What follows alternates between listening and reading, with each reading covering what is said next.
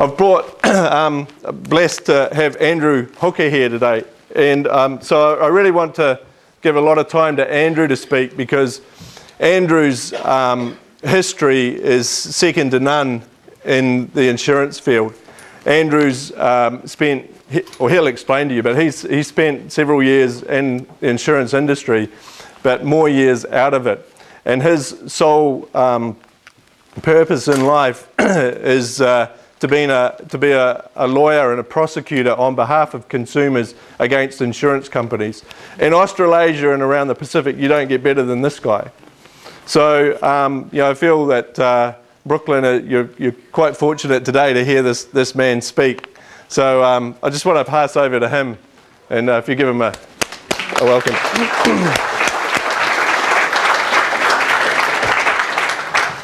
I didn't build you up too much today. Oh, you can feel all that rubbish. Look, thank you. And all that rubbish about, the best you're going to get in there, it's meaningless to me. I've got a few confessions to make. The first one's that I'm a Jaffa. Well, I'm not really. I live 7 kilometres outside Auckland, so I'm pretty close to being a Jaffa. The second confession is I did once work for an insurance company. And so I think I've paid for my sins, but I'm still working hard to get out of that. But in all seriousness, what Ollie said is incredibly wise. I've spent many, many years representing insurance companies before I jumped the fence, and I'll tell you about that in a second. But there is one thing that's always for certain in the insurance industry. There's one certainty: insurance companies will make profit. Okay, no matter what, they will, and that's okay. Of course they have to make profits because they've got to pay for their shareholders.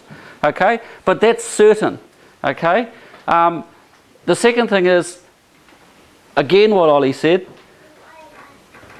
This isn't charity. This is what you've been paying for. Okay, insurance companies have had decades honing their skills at making you feel guilty for what you're entitled to. And they're very good at that because their actuaries, which are the people that crunch the beans, tell them how much they can spend on everything. And being an actuary, I know a lot of actuaries, and there's an old saying, and what is the definition of an actuary? Someone who finds accounting too exciting. Okay? And it's true, they crunch the numbers and they can do anything. A little bit about my background. I left school and worked for an insurance company. I was from Hamilton originally, and I worked for an insurance company for about 10 years in claims and all sorts of areas. And after I left there, I went to university and studied law. And after I got my law degree, I worked for and ended up forming New Zealand's first specialist insurance law firm with 3 other people, a firm in Auckland. And I spent 10 years as a partner of that firm, acting purely for insurance companies.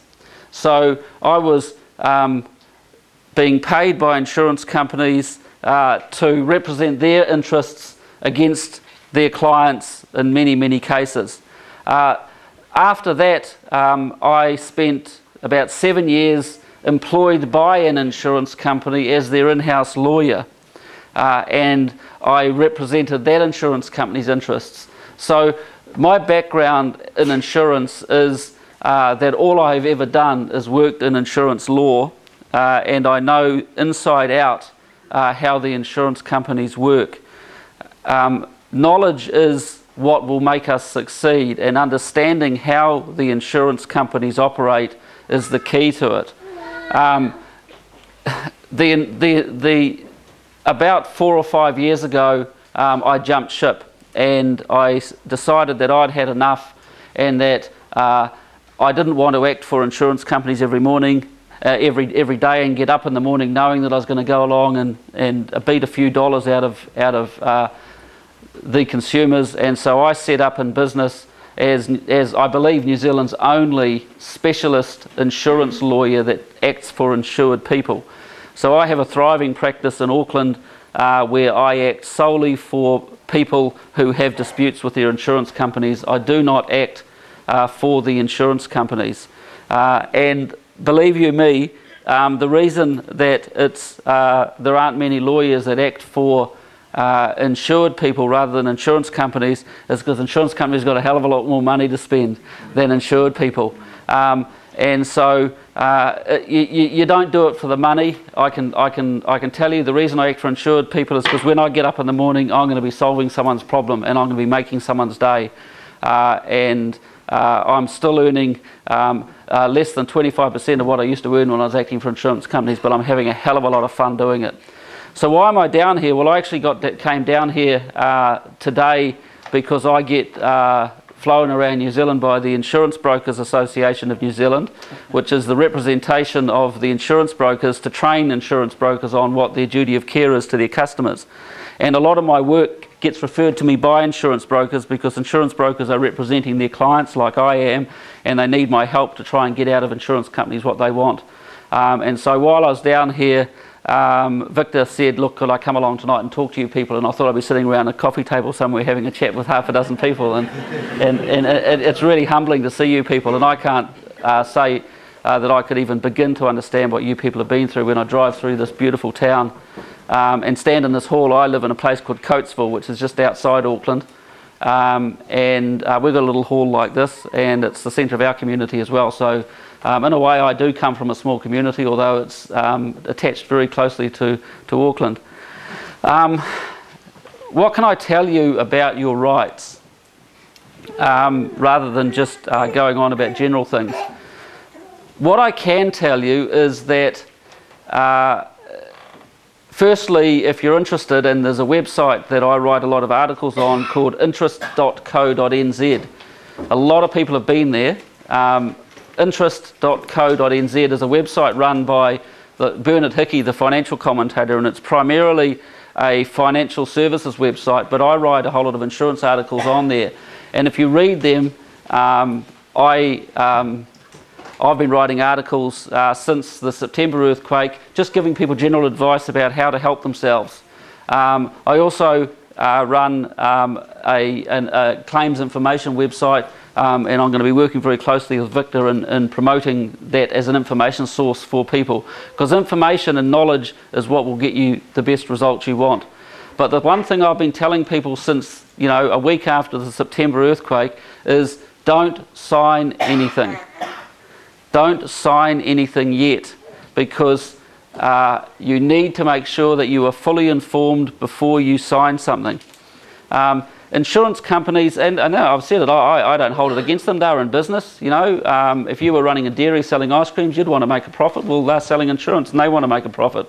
So whilst in the ice cream store they're going to get the most they can for their ice creams, the insurance companies are going to get out of paying claims for the least they can, and that's all right, that's good. And one of the things that they have, which a lot of people in the community don't have, is power. And what you've got to understand is the people that they send around to see you are representing them. The insurance assessors are representing them. And their job is to settle a claim for as low a figure as they possibly can, within reason. Luckily in New Zealand, most insurance companies are pretty ethical and they do a reasonable job, but by and large, their job is to settle a claim for least as possible. Now, when you sit down and decide, for example, on the government offer that might be made if you're in the red zone, about whether you take the option of taking the full package from the government or just the land package, before you do that, for example, you need to understand what the best is that you can get out of your insurance company. Now, for example, if your house is damaged and the higher the figure you can get out of your insurance company, the more likely it is that you're going to take option 2 instead of option 1. Okay? If the figure you're going to get out of your insurance company is very low, then option 1, which is the full GV for land and buildings, is going to probably be the best option. But if you can push the insurance company up a bit higher, then it may become more plausible to take the money from the insurance company. Now, unfortunately, and as I drove around here to sort of get a feel for the place before I came here, it seems to me that a lot of the houses in this vicinity are probably not as damaged as in some other areas physically. It's more the land that's been damaged. Your position is a lot harder. If you're in a red zone and your house has been substantially destroyed, then you're going to be in actually quite a good position, because you're going to get a full value from your insurance company, you're going to get the land from the government, and you're probably going to get out of it reasonably okay. the people that are in a real difficult situation are the people that are in a red zone. Your house has only suffered minor damage, and so therefore the insurance company says, well, all we're going to give you is X dollars because that's all it would cost to fix it. But you can't rebuild or you can't repair the house. So what you have to decide, and people with much more power and intellect than me are going to be arguing on your half for a better deal out of the government, I'm sure. But what I can offer, and what I want to urge you people to do, is to understand that when you are deciding whether you want to take, what option you want to take, i.e. the full government package or the government plus the insurance company, don't necessarily think that the offer that's been put on the table by the insurance company is all you're going to get. Because as Ollie said, it is your entitlement to push that insurance company up as high as you possibly can. And in order to do that, you need to have the knowledge and the expertise. There's two sides to that expertise. And if I start seeing people drift off, then I'll slow down. You need to understand how your insurance policy works, okay? You need to understand how your insurance policy allows you to recover from your insurance company so that you can then compare that to the offer that's been made and make sure that you're getting everything you're entitled to. That's the first part of it. The second part of it is you need to understand the building side of it, which is you need to know that the builder that's given a price to repair your house, which is the basis of the insurance company's offer, is actually giving a realistic quote. So there's two sides to it, okay? Every insurance policy is different. So forget the folklore. Forget when people say, oh, this is what you're covered for. The answer is read your insurance policy. Have a look at it, and you'll see from your insurance policy how they define your rights under the policy, okay? There are all sorts of special benefits that you might be entitled to. They don't tell you that you're entitled to those things. You've got to ask for them, okay? And that's where you need to look through your policy. So I want to talk for a second about the insurance policy side of it, okay? Most insurance policies these days say that you're entitled to have your property reinstated up to a new condition, okay? What that means is that if you didn't have this red zone problem, you would be entitled to a brand new house made out of substantially the same materials, okay? What that means is that if you've got a beautiful old house with wooden joinery and tongue and groove removed floors, that's what you're bloody well entitled to, okay? Not bison board or aluminium, not pine stained. You're entitled to what you're entitled to, subject to the materials being reasonably available. I had a case in Christchurch, and I've got quite a few on the go, but one of the cases I've got on the go is where a lady had full-on removed tongue and groove flooring in their house, okay? And the insurance company said, well, that's not a common material that's used today, so we're going to give you particle board floors because you've got them covered over anyway. So she lived in, I think it might be Redcliffs or something. So I googled remove tongue and groove flooring, Redcliffs, and there was a timber yard 2 kilometres down the road from this lady's house that sold tongue and groove remove flooring. So I went back to the insurance company and said, well, sorry, remove flooring is a reasonably available product, so you better up your quote, okay? They're not entitled to say that most houses have aluminium joinery, so that's what we're going to quote you on. So as I'm saying, there's two parts to this decision. The first thing you have to do is you have to get your insurance policy, and you have to compare what you're entitled to under your insurance policy to what they're offering to make sure that the estimate that they're giving you to base their offer is actually based on what you're legally entitled to under your policy, okay? You know, when you pay your premium, and if your premium for your insurance is $998, if you pay them $997, what would they do? They'd ask you for the other dollar, wouldn't they? Well, if they offer you $9,999, you ask them for that extra dollar because that's what you're entitled to. Because I don't remember them giving you any discounts for the last 20 years. Okay? So you've got to understand when you read your policy what you're actually entitled to. Then there's things like special benefits. We live in a consumer-driven economy, and for many, many years insurance companies have been throwing in all sorts of benefits into their policies to attract customers. You know, bloody cattery for your cats and stress benefits if your house is totally disabled and all sorts of other stuff. Work out which ones you're entitled to, because you may be entitled to claim and they won't offer them to you. And, so why should they? They'd have to end up paying you them. So you need to make sure that your policy matches what the offer is. So when you see the scope of works for how they calculated an offer they might be making to you, you have a look at that and you compare it to your policy, and you look at the clauses in the policy that say what you're entitled to. Another example might be, most insurance companies say that if the cost of reinstating a house is more than would otherwise be the case because of increased or changes in local body bylaws, then they have to pay that cost. So if as a result of the earthquake and more stringent rules, the council are making you do more to your building than you would otherwise have to, they have to pay that, and that should be built into the offer they're making for you. Okay? The other side of it is reinstatement means reinstatement. If you go to that website I told you about, the first article I wrote after the earthquake said reinstatement means reinstated. It doesn't mean patching it up. And there's going to be some massive scraps coming up soon about that issue. Not in the red zone, but it's going to be relevant to you for a reason I'll explain. I've got a beautiful new house with a concrete slab and it's gone snap, okay? It's broken in half and gone like that. So what did the insurance company do? Initially they said, your house is a write-off, we're going to pay you a total loss. But they've all gone quiet, haven't they? Why have they gone quiet? You know why they've gone quiet? Because they're running around the world trying to find ways to repair the unrepairable.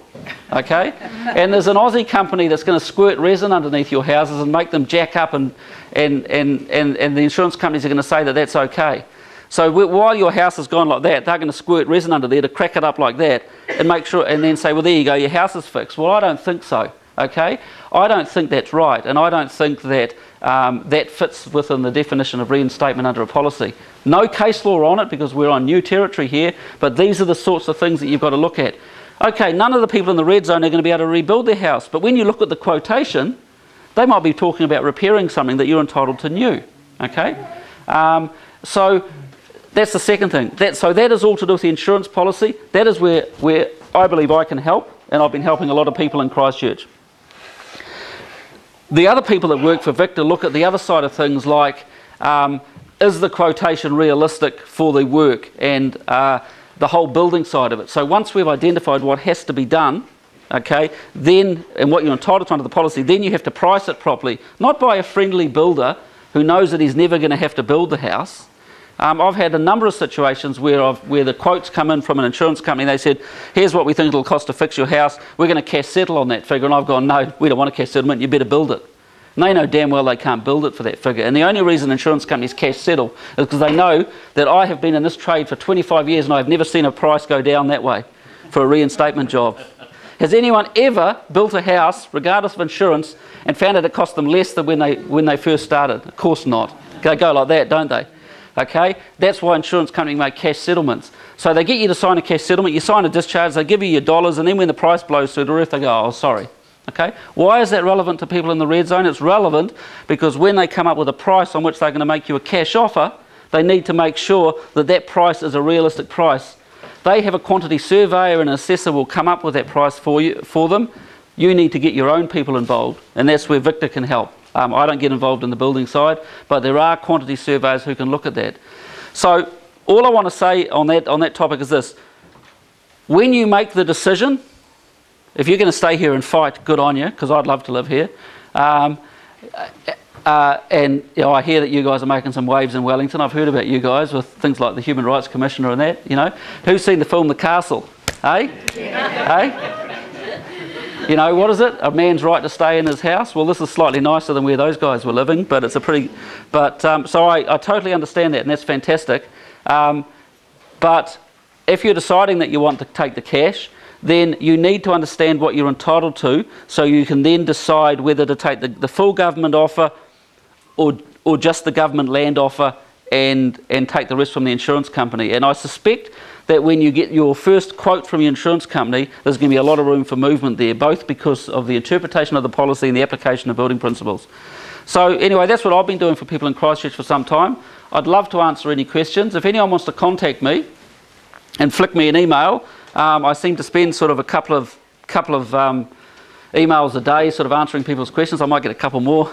Should I give them the email address, Victor? No. I think we've already got it. There's a website. No, there's my website. I run a website called claimshelp.co.nz. Okay. If you go to that, that's me, and it's got a whole section on the Christchurch earthquake telling you about your rights. Know your rights. And if you've got any specific questions, flick them to me. If I can give you a quick answer, I will. And I hope that I can help you. And if I can point you in the right direction, then you go for it. On the rebuild, I've heard that you're bound to use their builder. If they physically do the rebuild, then they get to choose the builder. Okay? In other words, you say, I'm going to live in the Gold Coast for 6 months, tell me when my house is finished. Okay? What's more than likely, you can be standing there going, I don't think so, I don't think so. Yeah. We're a rebuild, and on our page, one of the options that we get, it clearly states, this is with AMI, that we will rebuild your house to the square meterage of which you have been insured. We found out that we've actually been over-insured by about 25 square metres. Don't say anything. They don't refund that we've been paying on it. Nah. Rubbish. Rubbish. Talk about having your cake and eat it. I'd have to look, I'd have to caveat that and say, I'd need to look at the actual policy. I'd need to see the actual policy, but I'd be saying, I don't think so. God, and if you're underinsured, they beat you up about that. Yeah.